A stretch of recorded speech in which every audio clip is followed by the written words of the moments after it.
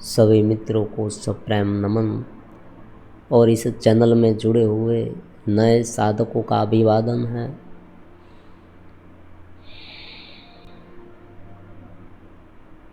चेतना का बहाव, चित्त स्थिति, उनकी ओर जाना इस चैनल का ध्येय है। अध्यात्म जो है वो उस प्रश्न के उत्तर है कि जो अनुभव कर्ता को बयां करता है, अनुभव करने वाला कौन है?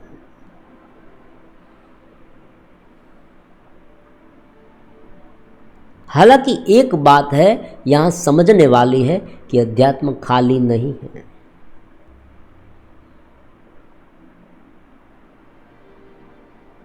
यहाँ जो आनंद मिलता है निरति से चेतनवंतता का, वो अद्भुत है। इनकी परख कैसे होगी? इनके पहले वीडियो में हमने समझा था, फिर से उनके बारे में बताए, समझे। जब कोई व्यक्ति लंबे समय से ऐसे माहौल में जी रहा है, बैठा है, मान लीजिए आप कोई फैक्ट्री में बैठे हैं, कोलाहल है, यहाँ आवाज़ आ रही है, बड़े बड़े मशीन चल रहे हैं, इतना आवाज़, इतना आवाज़। एक व्यक्ति कुछ बोल रहा है, हम सुन नहीं पाते, इतना आवाज़ है यहाँ उस फैक्ट्री में जहाँ हम बैठे हैं। इतना कोलाहल, इतना कोलाहल, दिमाग घूम रहा है हमारा। अब इस दौरान अगर कोई व्यक्ति हमें कोई शांत जगह पर ले जाए जहाँ एकदम शांत है, तो हमें कैसा महसूस होगा? समझे, हम तुरंत शांत हो जाए, हमें अच्छा महसूस होगा। लेकिन ये अध्यात्म नहीं है, समझे। ये अध्यात्म नहीं है।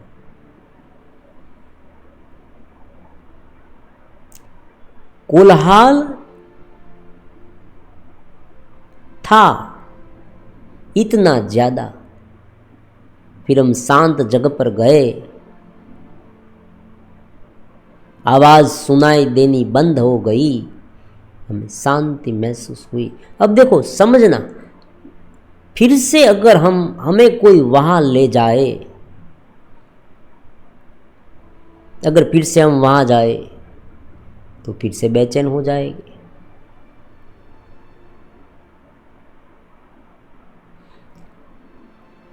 शुरुआत में साधक इस तरह से एकांत में जाता है, उसे आनंद महसूस होता है। अब इस आनंद को, इस शांति को समझना, फिर उसे डेवलप करना, फिर यही शांति आवाज में भी होनी चाहिए। ये अध्यात्म है। ये मुश्किल है।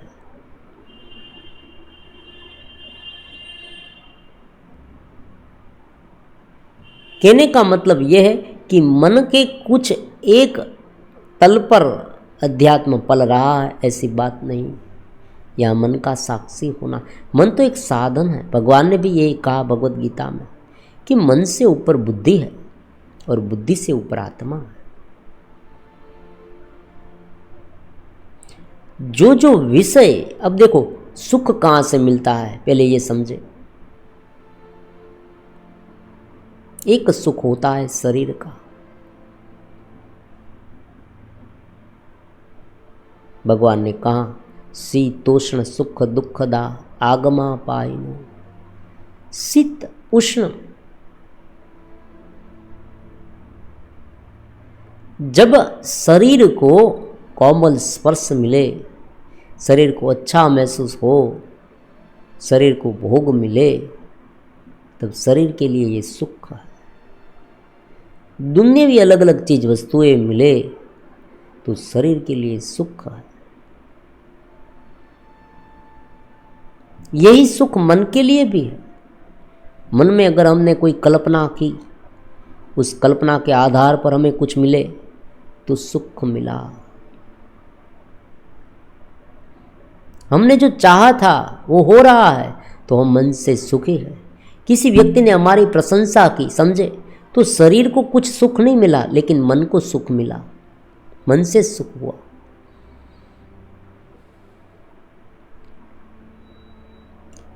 बौद्धिकता के लेवल पर भी सुख होता है।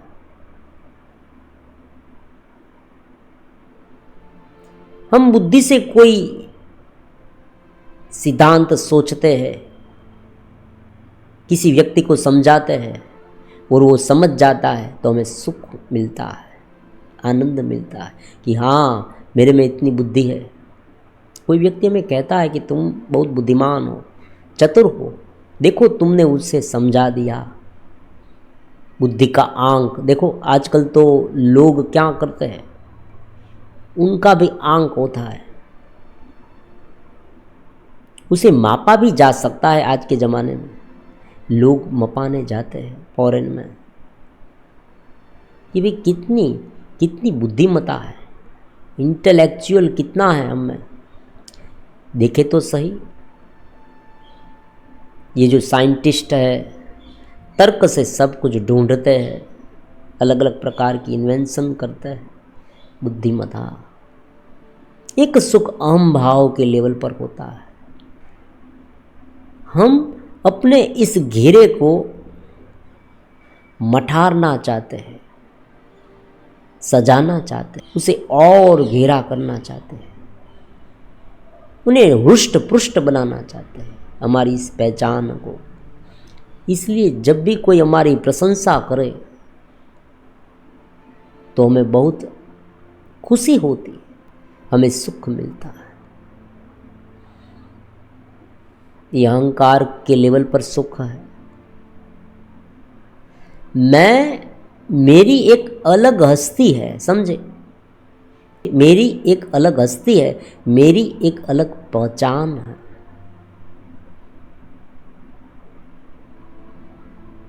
सब लोग मेरी सुनते हैं, मेरी तो चल पड़ी, मेरी तो बन पड़ी। ये सुख अहंकार के लेवल पर है। अब कोई व्यक्ति निंदा करता है, कोई व्यक्ति हमारे खिलाफ कुछ बोल रहा है, हमें नीचा दिखाने की कोशिश कर रहा है, अपमान कर रहा है, तो दुख होता है, क्योंकि अहंकार को ठेस पहुंचती है। छोटे बच्चे को भी आप देखें, तुमने ये गलती की है, तुम अच्छा नहीं कर रहे हो,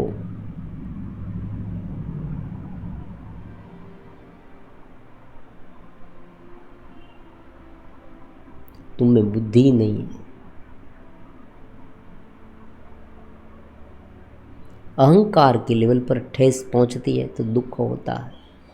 कोई व्यक्ति हमारी प्रशंसा कर रहा है कि तुम बड़े ज्ञानी हो, तुम बड़े ज्ञानी हो, तुमने ये दान दिया है, तुम दानी हो,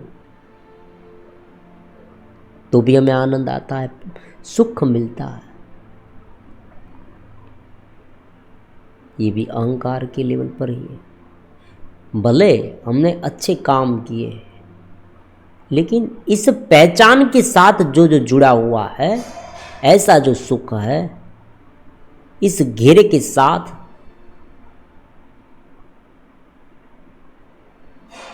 वो सब नृत्य है, इस जीव भाव से जुड़े हुए हैं।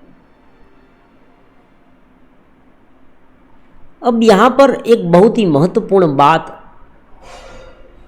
प्रकट होती है, समझने वाली है, कि ये सुख जो है वो गलत नहीं है, ये समझना चाहिए।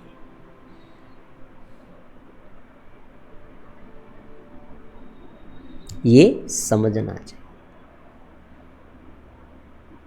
ये जो अलग अलग प्रकार के शरीर के लेवल पर, मन के लेवल पर, बुद्धि के लेवल पर, अहंकार के लेवल पर, इमोशन, देखो ये भी छूट गया। इमोशन, भावनात्मक सुख भी होता है। कोई व्यक्ति से प्रेम हो जाए, वो व्यक्ति हमारे साथ बोले तो हमें सुख मिलता है। तो ये अलग अलग भाव जो उत्पन्न हो रहे हैं, बुद्धि के लेवल पर है, अहंकार के लेवल पर है, शरीर सुख है, दुनियावी सारी चीज वस्तुएं है, सत्ता है, संपत्ति, ये सब कुछ जो है ये पूरी एक गेम है। आप समझे, हम और आप इस गेम में शामिल है, अलग अलग पात्र है।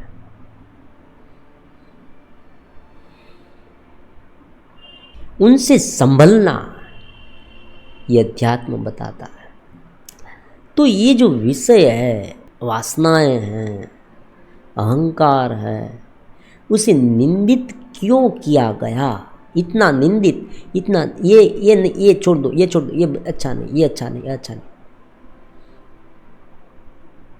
उनका कारण एक ही है, बारीकी से समझे कि अगर व्यक्ति वहाँ पर ही टिक जाता है तो वो आत्मिक सुख से वंचित रह जाता है।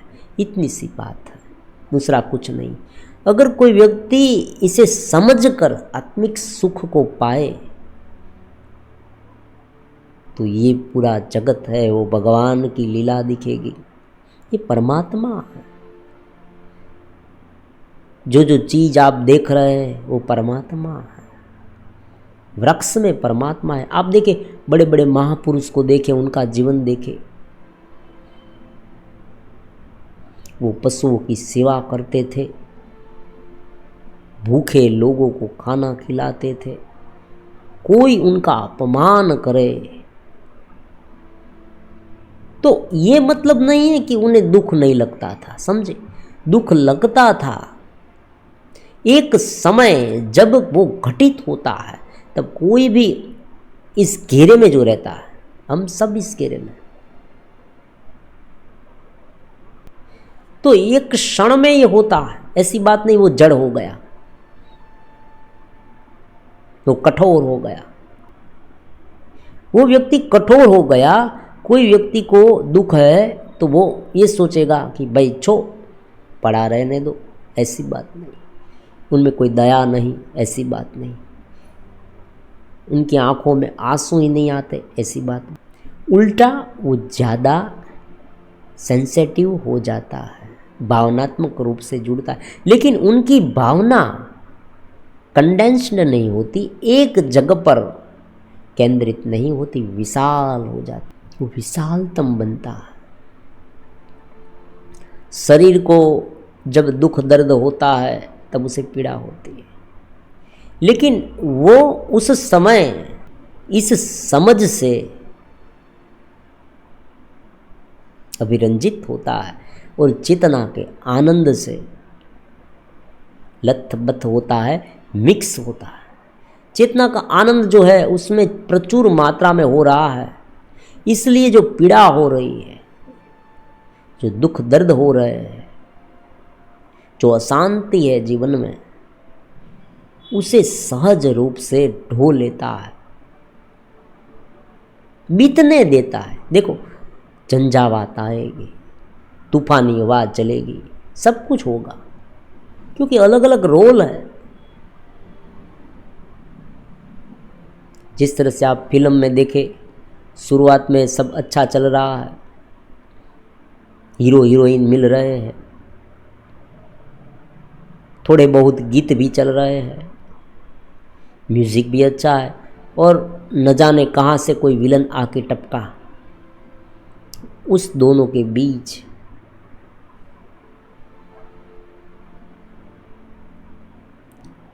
उसी तरह से यहाँ विलन भी आएंगे इस जगत में,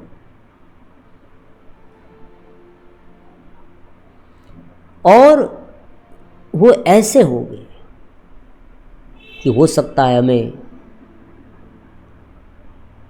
ऐसे माहौल तक ले जाए, इस ऐसी स्थिति तक पहुंचा दे कि अध्यात्म का राह कोई छोड़ दे। ये भी हो सकता है। इतना बल करे, इतना खींचे, इंद्रिय के जो विषय इतने प्रबल है कि अगर हम उसे अच्छा अच्छा कहेंगे ना, तो कब वो अपने जाल में हमें फंसा देगी, वो पता ही नहीं चलेगा हमें, और फिर आदत बन जाएगी। इतना ही, दूसरा कुछ नहीं। इसलिए उनकी इतनी निंदा की गई है कि भाई ये छोड़ो छोड़ो छोड़ो, गलत है गलत है गलत है गलत है। सारे विषय गलत है, सारी दुनिया के जो मौज शौक की चीज़ वस्तु है गलत है, क्योंकि संभल नहीं पाता हमसे। थोड़ी सी छूट छाट दी जाए, हम अपने आप को दे, ये अध्यात्म हमारी अपनी यात्रा। मन कब फिसल जाएगा पता ही नहीं चलेगा, और फिर क्या करेगा। मन है ना, वो बुद्धिमान है, वो बुद्धि को कहेगा, चतुर है, वो बुद्धि को समझाएगा कि भाई तुम कुछ करो, क्योंकि बुद्धि उसे रोक रही है कि भी तुम्हें ये नहीं करना है, उसमें नहीं फंसना है। वो है, हम जानते हैं, सुख मिलता है, लेकिन उनमें ही लिप्त रहना, उनसे आसक्त हो जाना ऐसी बात नहीं। क्योंकि आसक्त हो जाने में क्या प्रॉब्लम्स है, ये भी है। अगर एक व्यक्ति ने कहा भाई हम ज़्यादा इस भोग में रहे तो क्या प्रॉब्लम्स है, इनसे क्या होगा, कौन सा पहाड़ टूट पड़ेगा। पहली बात जो है, ये जो सारे विषय है जो कंडीशनल है, शर्ती है, वो परमानेंट नहीं है, समझे। दूसरी बात, ये हमें वहाँ रोके रखते हैं। जो चेतना है, जो मैं हूँ का भाव है, चेतनवंतता है हमारी, जो विशाल है, वो हमें विशाल नहीं होने देते। हम एक घेरे में फंसा रखते हैं। हम ये मानते हैं कोई स्त्री के प्रति आसक्त यही है, उसमें ही सब कुछ है, बस उनका ही विचार, बस उनका ही विचार, बस उनका ही विचार। फिर व्यक्ति धीरे धीरे धीरे धीरे धीरे धीरे उनकी चेतना है ना, चेतना का जो आनंद है, जो व्याप्त आनंद है, खुला आनंद, जहां व्यक्ति स्वयं विशाल होता जाता है, वो आनंद है। प्रफुल्लित होता जाता है, एकदम हल्का होता जाता है, रिलीफ, शांति, पीस, जो भी आप नाम दे, अलग अलग, कंपेशन, दया, करुणा, प्रेम, लावण्य, जो नाम दे, ये सब जो उनके भाव है और पूर्ण आनंद है, उनसे वंचित रह जाता है। केवल उस शरीर में, शरीर के अंगों को ही भीतर ही भीतर भुगत रहा, ऐसा देखना, ये करना, वो करना, उसमें ही मग्न रहना। कोई देखो, बौद्धिक विकास भी उनका नहीं होगा। फिर ऐसी बुक्स जो है वो नहीं पढ़ पाएगा, ऐसा चिंतन भी नहीं कर पाएगा बड़ा, वो उसमें ही रहेगा, उसमें ही रहेगा, उसमें ही रहेगा, सोचता रहेगा, सोचता रहेगा। और उसमें अगर गड़बड़ी हुई तो दुखी दुखी हो जाएगा, अफसोस करता रहेगा। ये तो एक विषय की बात है, जगत के अलग अलग विषय है, उसमें ये होगा। सहज रूप से अगर वो केवल माना, लेकिन यहाँ प्रॉब्लम्स क्या है कि हम सहज नहीं रह सकते, क्योंकि अनेक जन्म से ये जो संस्कार है ना, उनके साथ जुड़ने वाले विषयों के साथ वो बहुत प्रबल है। व्यक्ति कब फिसल जाता है पता ही नहीं चलता, कब उसने मुझे खींच लिया मुझे पता ही नहीं चला, और आज देखो मेरी स्थिति, ये पूरी तरह से उसमें समा गया हूँ, एक ग्रुप हो गया हूँ। अब बाहर निकलने की कोशिश करता हूँ ना, तो फिर से वो मुझे खींच लेता है। इसलिए जो सहज है आज, उसके लिए ये समझना जरूरी है कि अध्यात्म में इस विषय की निंदा इसलिए की गई है क्योंकि मन जो है वो बहुत कमज़ोर है। सहजता में कोई प्रॉब्लम्स नहीं है, सहज जीवन में कोई प्रॉब्लम्स नहीं है। जो व्यक्ति जीवन व्यवहार चलाता है, कुछ कमाता है, कुछ खाता है, उसमें कोई प्रॉब्लम्स नहीं है। हाँ, एक बात है, उसे अपनी एबिलिटी, अपनी जो चित्त स्थिति है वो धीरे धीरे ऊपर करती जानी चाहिए, ताकि वो अपने जीवन ध्येय की ओर आगे बढ़ सके, ये बात है। और जैसे जैसे वो अपने आप को ऊपर उठाता जाएगा, वो नीचे के जो अलग अलग आयाम है उसे सहज मानता जाएगा। दूसरी बात, हमारी जो ये जो सेंसेस है, हमारी इंद्रियां है, हमारा जो शरीर है, हमारा मन है, ये बाह्य साधन संपत्तियां है। और ये लोग हैं, ये लोग कितने बुद्धिमान हैं। आप देखिए, ये लोग जो प्रशंसा कर रहे हैं, वो प्रशंसा क्यों कर रहे हैं? उसे कुछ चाहिए। अगर थोड़े दिन के बाद उसे पता चल जाएगा कि उसमें कुछ नहीं है, खाली बाकस है तो वो छोड़कर चले जाएंगे साले। और हम सामने से उसे बात करने जाएंगे कि भाई तुम मेरी प्रशंसा कर रहे थे, को तुम कौन हो? भाई होगा उस समय, ठीक है, हमें कोई फुर्सत नहीं है तुम्हारी बात सुनने की और तुम्हारी प्रशंसा करने की, क्योंकि तुम अब वो नहीं रहे। मैं क्या नहीं रहा, आप उसे पूछेंगे, वो कहेगा कि अब तुम वो नहीं रहे कि जिनसे मुझे फायदा हो रहा था।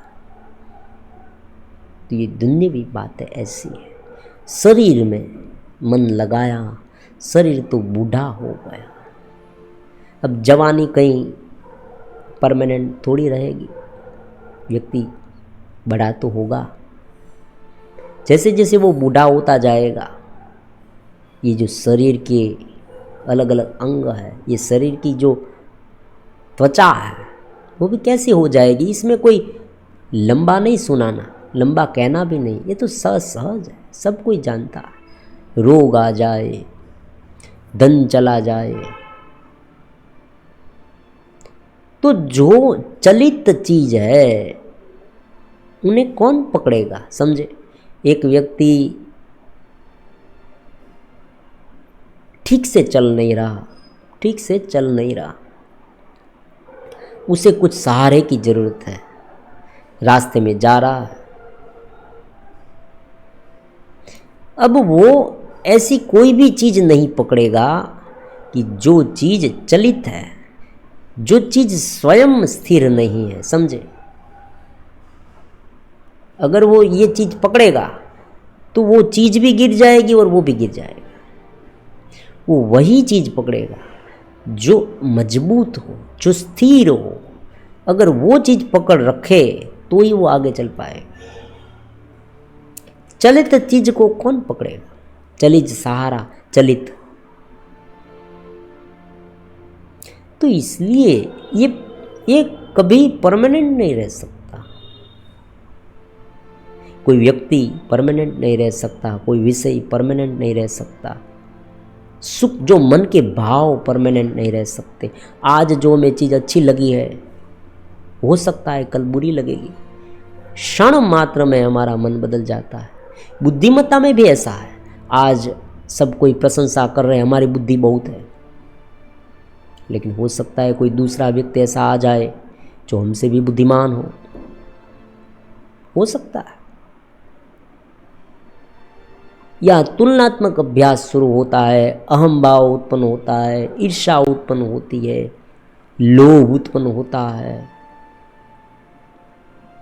हिंसा उत्पन्न होती है, प्रतिशोध की भावना उत्पन्न होती है। सारे जो उनके साइड इफेक्ट है वो उत्पन्न हो जाते हैं।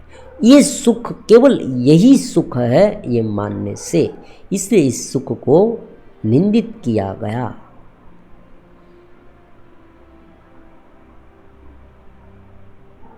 इनके साइड इफेक्ट है। ईर्ष्या, ईर्ष्या कोई सुख नहीं है। ईर्ष्या में कोई व्यक्ति अगर सुख ढूंढे तो ये हम सहज रूप से समझ सकते हैं। कोई कोई जो हमारी लिमिटेशन है ना, कोई जो कार्य है, क्रिया है, वो सब कोई समझ सकता है कि ये नहीं होनी चाहिए। गुस्सा सही है, लेकिन गुस्सा कुछ लिमिट में हो। अहंकार वश गुस्सा अच्छा नहीं। दूसरे व्यक्ति को नीचा दिखाने के लिए, ह्यूमिलिएट करने के लिए गुस्सा करेंगे। उनकी बात सही है, फिर भी मैं सही हूँ ये दर्शाने के लिए गुस्सा करेंगे तो गुस्सा भी अच्छा नहीं। और जब गुस्से में व्यक्ति अपने आप को भूल जाए और वो क्या बोला था वो उसे मालूम ही ना रहे तो ये गुस्सा भी अच्छा नहीं। वो सजग रहना चाहिए, होश में रहना चाहिए, चेतना में रहना चाहिए और गुस्सा करें और उनका कोई कारण होना चाहिए। लोभ भी अच्छा नहीं, द्वेष भी अच्छा नहीं, ये सब हम जान, क्योंकि ये व्यक्ति को उलझा देगी, जीवन में उलझा देगी, बाह्य जीवन में उलझा देगी, अपने आंतरिक विकास में भी ये बहुत बड़े प्रॉब्लम्स खड़े कर देंगे, जीव भाव को ज़्यादा बढ़ाएंगे, कंडेंस्ड कर देंगे, एक वृत्ति में घिरा हुआ कर देंगे, विशाल नहीं रहेगा। अब यहाँ कोई ऐसी आर्गुमेंट करेगा कि भाई समाज के लिए कर रहा है ये सब वो सब, तो वो बात अलग है, लेकिन ये साधना के लेवल पर इसे निंदित इसलिए कहा गया। अब देखो नवीनतम बात क्या है, जब व्यक्ति इन सारे अलग अलग विषयों को, आधारों को से ऊपर उठकर अपने स्वरूप का अनुभव करता है, हालांकि शुरुआत में वो कुछ आधार लेता है, नाम स्मरण का, स्वरूप चिंतन का, भगवान की कोई मूर्त है, सुंदर सी प्रतिमा। अब देखो ये प्रतिमा, ये मूर्त, उनका आधार क्यों लिया जाता है, ये भी है क्योंकि इनसे विशालतम बनना है। भगवान प्रेम का स्वरूप है तो हमें कठोर नहीं हो जाना, ये बात है। प्रेम को केंद्रित नहीं करना है, ये बात है। उसने वासना से युक्त नहीं करना है। अब जब कोई हम बड़े बड़े महापुरुषों के जीवन दर्शनी को पढ़ेंगे तो हमें पता चलेगा वृक्ष को वो अपनी बात में ले लेते थे, वृक्ष को, पेड़ को आलिंगन करते थे, ये भी मैं हूं। तो ये धीरे धीरे धीरे व्यक्ति विशाल होता जाता है, दुख दर्द सेंसिटिव हो जाता है, दूसरे व्यक्ति के दुख दर्द को देखकर वो बहुत ही दुखी हो जाता है। लेकिन वो दुख और जो कंडेंस्ड दुख, एक केंद्रित दुख है, बहुत भेद है। जब जो दायरा है, चेतना का दायरा, जो हम चेतना जब कोई एक छोटे से दायरे में घिरती है तो वो धीरे धीरे घेरा बना लेती है, और ये घेरा है ना अनंत जन्म तक हमारे सामने रहता है, हमारे साथ रहता है, और हम वो वही बन जाते हैं। और ये घेरा बदलता है। अब देखो समझे, सुख दुख में ये भी है। बचपन में हमें जो सुख लगता था, जो आनंद लगता था, वो वास्तव में क्या सच था, ये भी है। उनकी व्याख्या बदलती रहती है। जो बच्चे को चाहिए वो जब बच्चा बड़ा हो जाता है तब वो चीज़ अगर उसे दी जाए तो भी उसे अच्छी नहीं लगती।